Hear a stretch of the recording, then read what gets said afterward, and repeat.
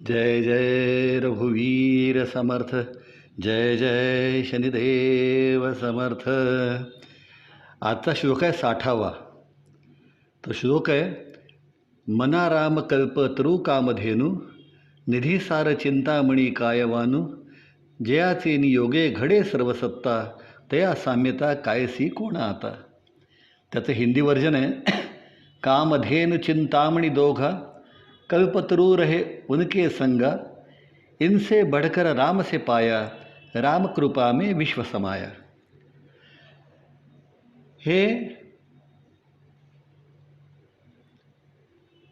ऐकल्यानंतर वाचल्यानंतर आपल्या असं लक्षात येतं की समर्थ हे रामराय म्हटल्यानंतर परमेश्वर हा त्यांच्या मागचा दृष्टिकोन आहे.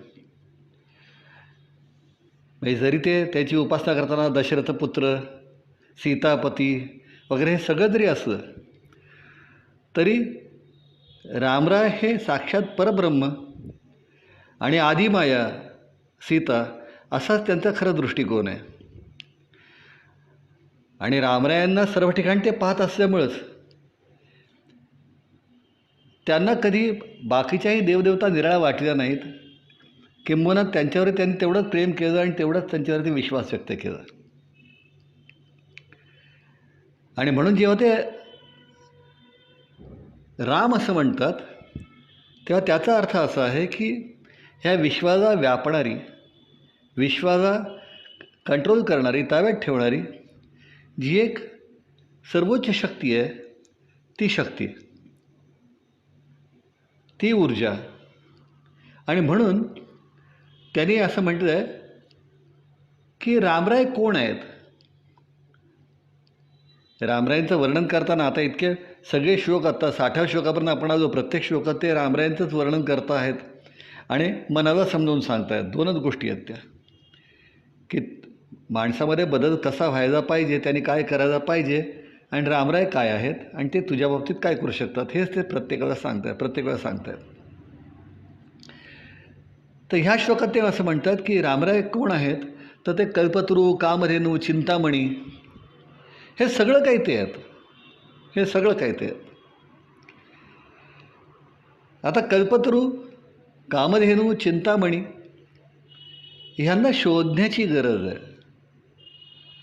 तुम्ही असं बाहेर पडला, जसं कुठचं एखादं तुम्हाला झाड विकत घ्यायचं आहे किंवा एखादं रोपटं विकत घ्यायचं आहे आणि तुम्ही गेला बाजारात किंवा गेला जंगलात आणि म्हणा तुम्हाला हे रोपटं पाहिजे आणि कोणी देईल, असं कल्पतरू नाही मिळू शकत. कल्पतरू शोधावा लागतो आणि तो आयुष्यभर शोधून तर मिळेल की नाही, इथून सुरुवात असते. कामधेनू शोधावी लागते. गायी सगळ्याच असतात पण कामधेनू सगळ्या नसतात ना. तर कामधेनू शोधावी लागते. चिंतामणी शोधावा लागतो आणि कित्येक वेळा तो शोधता शोधता आयुष्यात मिळेल की नाही ह्याची खात्री देता येत नाही. कारण कल्पतरू, कामधेनू, चिंतामणी ह्या गोष्टी अशा आहेत की ज्या दंतकथांमध्येच वापरल्या गेल्या, या दंतकथांमध्ये वापरल्या गेल्या, गोष्टींमध्ये वापरल्या गेल्या. पण प्रत्यक्षात कल्पतरू, कामधेनू आणि चिंतामणी पाहिलेली व्यक्ती तर काही कोणी दिसत नाही. आणि त्यामुळे जे कल्पनेच्या बाहेरचं आहे, जे प्रत्यक्षात कधी कोणी पाहिलं की नाही सांगता येत नाही, अशी ज्यावेळेला उदाहरणं दिली जातात तेव्हा त्याचा अर्थ असा असतो की ती उदाहरणं ही प्रतिकात्मक असतात. आणि ती जी प्रतिकात्मक उदाहरणं असतात, ती प्रतिकात्मक उदाहरणं एकाच कारणाकरता दिलेली असतात की त्यातून, त्या उदाहरणातून त्यांना ज्याच्याबद्दलच्या संकल्पना व्यक्त करायच्या आहेत त्या व्यक्त करणं सोपं जातं किंवा सोपं जावं. आणि म्हणून श्री समर्थांनी रामरायांचं वर्णन करताना कल्पतरू, कामधेनू, चिंतामणी ह्याच्याही पलीकडे ते असं म्हटलं. कल्पतरूचा असा विचार करताना तुमच्या असं लक्षात येईल की त्या झाडाखाली, म्हणजे त्याच्या सावलीत जो जातो आणि इच्छा व्यक्त करतो तसं त्याला मिळतं.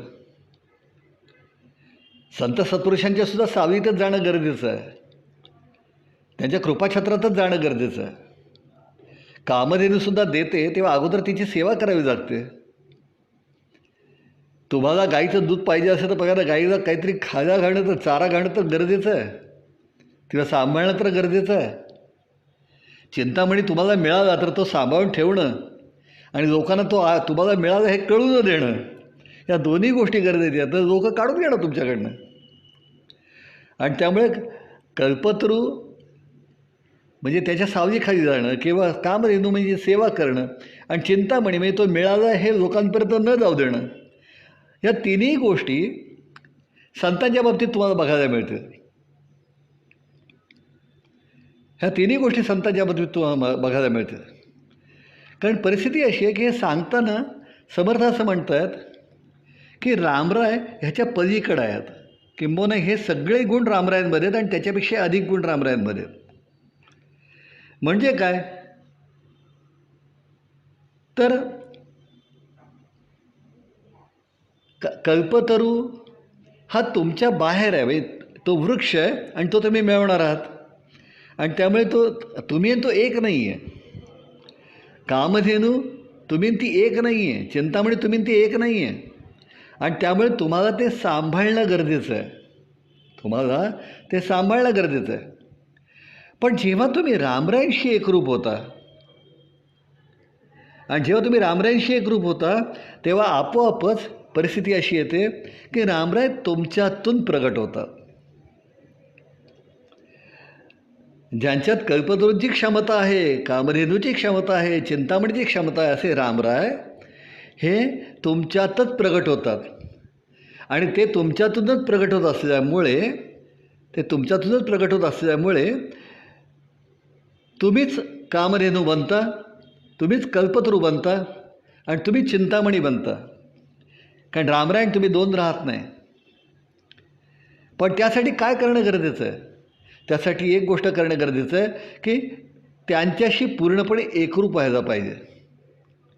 त्यांच्याशी जेव्हा तुम्ही पूर्णपणे एकरूप होऊ शकाल, तुम्हाला आणि त्यांना तुम्ही निराळ ठेवणार नाही. म्हणून तर मी सुरुवातीला सांगितलं की भक्ताची व्याख्या काय, जो विभक्त नाही तो भक्त, जो एकरूप झाला आहे तो भक्त.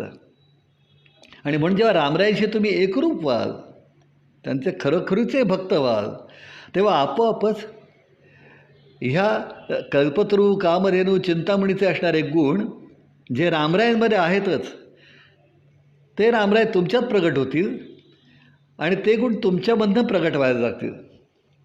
संतांचंही असंच होतं. आपण जेव्हा म्हणतो की ह्या संतांनी एवढी तपश्चर्या केली, एवढी उपासना केली, एवढे कष्ट घेतले आणि त्यांनी देवाला आपलंसं केलं, म्हणजे काय केलं तर परमेश्वराला त्यांनी आपल्यामध्ये स्थिर केलं. परमेश्वराला आपल्यामध्ये स्थिर केलं. आता साधं एक उदाहरण देतो तुम्हाला. तुमच्या घरात जो तुम्ही बल्ब लावता ना, बल्ब, त्या बल्बला लागणारी जी वीज आहे, ती वीज कुठच्या तरी इलेक्ट्रिक हाऊसमधनं तयार होते ना. आणि त्या विद्युत प्रकल्पातनं तयार झालेली वीज ही फक्त तुमच्या घरी येत नाही, ती सगळ्यांच्या घरी जात असते. पण तुमच्या घरी तुम्ही त्याचं कनेक्शन घ्यावं लागतं. प्रत्येकाला ते कनेक्शन घ्यावं लागतं. आणि ते कनेक्शन घेतलं की त्यावर तुम्ही बल्ब लावू शकता आणि घरामध्ये तुमच्या उजेड येतं. म्हणजे तुम्ही ते कनेक्शन घेतलं ना की तुम्हाला आवश्यक असणारी वीज ही तुम्हाला उपलब्ध होणार आहे. तसं तुम्ही रामरायांशी एकरूप झाला ना की तुम्हाला आवश्यक असणारी ऊर्जा तुमच्यात प्रगट होणार आहे.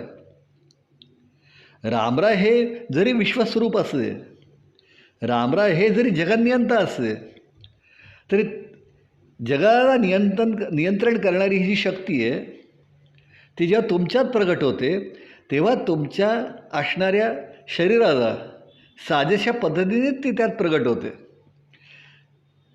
जसं तिथे निर्माण होणारी वीज, इलेक्ट्रिक हाऊसमध्ये निर्माण होणारी वीज ही प्रचंड असते, पण तुमच्या बल्बमध्ये तुम्हाला आवश्यक आहे तेवढीच वीज प्रगट होते. ती एवढी मोठी वीज जर तुमच्या बल्बमध्ये प्रगट होतं फुटून जातो. पण तसं होत नाही. तशी व्यवस्था केलेली असते की जेवढी गरज आहे तेवढीच वीज त्यात यावी. आणि म्हणूनच निसर्गतःच आध्यात्मिक उपासनेमध्ये सुद्धा ती व्यवस्था आहे.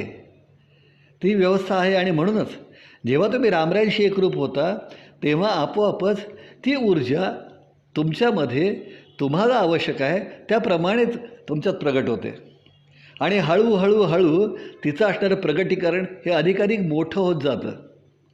त्यालाच आपण तपश्चर्या असं म्हणतो. आणि म्हणूनच आपण जेव्हा म्हणतो की ह्या संतांनी एवढी तपश्चर्या केली, एवढी उपासना केली, एवढे कष्ट घेतले, ते परमेश्वराला त्याने आपलंसं केलं, म्हणजे काय झालं तर ते त्याच्याशी जोडले गेले. ते त्या नियंत्याशी जोडले गेले, परमेश्वराशी जोडले गेले, रामरायांशी, भगवान श्रीकृष्णांशी जोडले गेले, शिवशंभूंशी जोडले गेले. हे जोडलं जाणं आहे. आणि ज्या क्षणाला ते कनेक्ट होतात, जोडले जातात, तेव्हा ती ऊर्जा त्यांच्यात उतरल्याशिवाय राहत नाही. आमच्यामध्ये सुद्धा ती ऊर्जा नाही आहे का? आमच्यासुद्धा ती ऊर्जा, ज्या अर्थी आम्ही जिवंत आहोत त्या अर्थी आमच्यामध्ये सुद्धा परमेश्वराची ऊर्जा आहे आणि ती आमच्यात उतरतच असते आणि म्हणून आम्ही जिवंत आहोत. पण परिस्थिती अशी आहे की आम्ही त्या ऊर्जेकडे लक्ष देत नाही. आम्ही त्या ऊर्जेच्या माध्यमातून मिळणाऱ्या ज्या बाकीच्या गोष्टी आहेत त्यांच्याकडे लक्ष देतो आणि म्हणूनच बाकीच्या गोष्टींमध्ये अडकून पडल्यामुळे ऊर्जेशी एकरूप होण्याचे जे मिळणारे जे फायदे आहेत ते आम्हाला मिळत नाहीत. आम्ही त्या ऊर्जेच्या अस्तित्वामुळे आमचं शरीर जे क्रियाशील होतं त्याच्यातून आम्हाला शारीरिक सुखाच्या ज्या गोष्टी मिळतात त्यांच्याशी एकरूप होतो आणि ऊर्जेकडे लक्ष देत नाही आणि म्हणूनच त्या ऊर्जेशी एकरूप होण्याचे फायदे आम्हाला मिळत नाहीत, तर बाकीच्या गोष्टींची सुखं आम्हाला मिळतात. पण संत हे बाकीच्या गोष्टींकडे लक्ष देण्यापेक्षा, कारण त्यांना माहिती आहे बाकीच्या गोष्टी येणारच आहेत. तुम्ही साधू संतांची जर संस्थानं बघितली तर तुमच्या असं लक्षात येईल की एखादा उद्योगपतीसुद्धा जेवढं घडवू शकत नाही एवढं तिथं सगळं चाललेलं असतं. एखादा उद्योगपतीसुद्धा घडवू शकत नाही असं ते चाललेलं असतं आणि ते अनेक दशकांपासून, अनेक शतकांपासून चालू असतं. कारण तिथं ऊर्जा आहे, ती क्रियाशील आहे आणि ती सगळ्यांना क्रियाशील केल्याशिवाय राहत नाही. पण त्यांनाही माहिती आहे की ते अस्तित्व आलं ना की हे घडणारच आहे, ऊर्जा क्रियाशील होणारच आहे आणि त्यातनं या सगळ्या गोष्टी घडणारच आहेत. पण आम्हाला असं वाटतं की आम्ही बाहेर लक्ष द्यायला पाहिजे, अधिक लक्ष द्यायला पाहिजे आत लक्ष देण्याच्या ऐवजी, आणि त्यामुळे आमचं आत दुर्लक्ष होतं आणि सगळं लक्ष बाहेर असतं. आणि त्यांचं आत लक्ष असतं, बाहेर लक्ष असतं, ते आपोआपच राहतं, पण आत लक्ष जास्त असतं. आणि त्यामुळे होतं असं की रामराय त्यांच्यामध्ये प्रगट झाले, त्यांचे रामरायशी ते एकरूप झाले की आपोआपच कल्पतरू, कामधेनू, चिंतामणी ह्या सगळ्या गोष्टी त्यांच्यामध्ये प्रगट व्हायला लागतात, संतांमध्ये प्रगट व्हायला लागतात. तुम्ही जर रामरायशी एकरूप झालं तुमच्यामध्ये ते प्रगट होऊ शकतं. आणि म्हणूनच लक्षात ठेवा, कल्पतरूचं वैशिष्ट्य आहे की जो त्याच्या सावलीमध्ये येतो त्याच्यावर तो कृपा करतो, त्याच्या इच्छा तो पूर्ण करतो. कामधेनूचं वैशिष्ट्य आहे की जो तिची सेवा करतो त्याच्या इच्छेप्रमाणे ती त्याला देते. आणि चिंतामणीचं वैशिष्ट्य आहे की जो त्याला सांभाळतो त्याप्रमाणे चिंतामणी त्याच्या इच्छा पूर्ण करतो. म्हणजे काय, जर तुम्हाला कल्पतरू व्हायचं असेल तर तुमची दुसऱ्यांना सावली देण्याची तयारी हवी. चडफडाट उपयोगाचा नाही, चिडचिड उपयोगाची नाही, याने माझा उपयोग केला, त्याने माझा उपयोग केला, ह्याच्यामुळे ह्याने माझा फायदा घेतला वगैरे वगैरे सगळं बंद करा. तुमच्या अवतीभोवती असणाऱ्या माणसांसाठी तुम्ही काय करू शकता आणि आनंदाने काय करू शकता ते करा, पण तक्रार करू नका. कारण लक्षात ठेवा, तुम्ही जर म्हणालात की मी काहीच कोणासाठी करणार नाही आणि मला काहीच करायची इच्छा नाही, तर तुम्ही शांत तरी घरात बसू शकता का? नाही बसू शकत. मी तुम्ही काहीतरी कृती करणारच. मग अशी कृती करा की जी तुम्हाला आनंददायक आहे आणि जी लोकांसाठी करताना लोकांनाही आनंददायक असेल. लक्षात ठेवा, दुसरी गोष्ट, कामधेनू तिची सेवा करावी लागते आणि सेवा केल्याशिवाय ती देत नाही. तेव्हा कामधेनू तुम्ही तर शोधायला गेलात बाहेर तर अशी मिळणार नाही. पण परमेश्वर ह्या जगाचा नियंता आहे, तसा परमेश्वर हा जगाचा पिता आहे. आपण नेहमी तेव्हा जगतपिता म्हणतो ना. मग जर जगतपिता तो आहे तर त्याच्या लेकरांची सेवा करणं ही तर कामधेनूची सेवा आहे. आणि म्हणूनच तुम्ही जर लोकांना शीतल छाया द्यायला शिकलात, तुम्ही जर तुमच्या अवतीभोवती असणाऱ्या सर्वांमध्ये प्रभू रामचंद्र बघायला शिकलात, रामराय बघायला शिकलात आणि त्यांची जर सेवा करू शकलात, त्यांना चांगला मार्ग देऊ शकलात, चांगला दृष्टिकोन देऊ शकलात, आणि त्याचप्रमाणे चिंतामणी हा मिळाला हे सांगून चालत नाही. कारण तुम्ही सांगितलं तर चिंतामणी कोणतरी तुमच्याकडनं काढून घेणार. तसं रामराय तुम्हाला भेटले, तुमच्या स्थिर झाले, ह्याचा अहंकार येऊ देऊ नका, ह्याचं प्रदर्शन करू नका. ह्याचा अहंकार देऊ नका, ह्याचं प्रदर्शन करू नका. लोक हे समजणारच आहेत, लोकांना हे कळणारच आहे. कारण तुमच्या जेव्हा रामराय प्रकट होणार, सूर्य उगवल्यानंतर काही सांगावं लागत नाही की बघा बघा उजेड पडला, हो सूर्य उगवला. सूर्य उगवला की प्रकाश पडणारच आहे, त्याला सांगावं लागत नाही. तसं तुमच्यात रामराय प्रकट झाले की जगाला कळणारच आहे, ते काय सांगावं लागत नाही. पण तुम्ही सांगत बसू नका, लोकांना कळणारच आहे. आणि लोकांना कळल्यानंतर लोक तुमच्यामध्ये रामराय पाहणारच आहेत, तुमची उपासना करणारच आहेत, तुमची सेवा करणारच आहेत. पण एक लक्षात ठेवा, तुम्ही जे काही कराल ते लोकांनी तुमची सेवा करावी, लोकांनी तुम्हाला शहाणं म्हणावं, लोकांनी तुम्हाला मोठं म्हणावं करू नका. तुम्ही जी सेवा कराल, तुम्ही जी उपासना कराल, तुम्ही जे नामस्मरण कराल ते करा, ते रामरायांना मिळवण्यासाठी म्हणून करा. रामरायांनी तुमच्यावर प्रेम करावं, रामरायांनी तुम्हाला शहाणं म्हणावं, रामरायांनी तुम्हाला उराशी बाळगावं, प्रेमाने जवळ करावं, आणि म्हणून तुम्ही करा. लोकांनी करावं म्हणून करू नका. जसं रामराय तुम्हाला जवळ घेतील, जसं रामराय तुमच्यावर प्रेम करतील, तर सारा अखंड ब्रह्मांड तुमच्यावर प्रेम करायला लागेल. हे लक्षात ठेवा.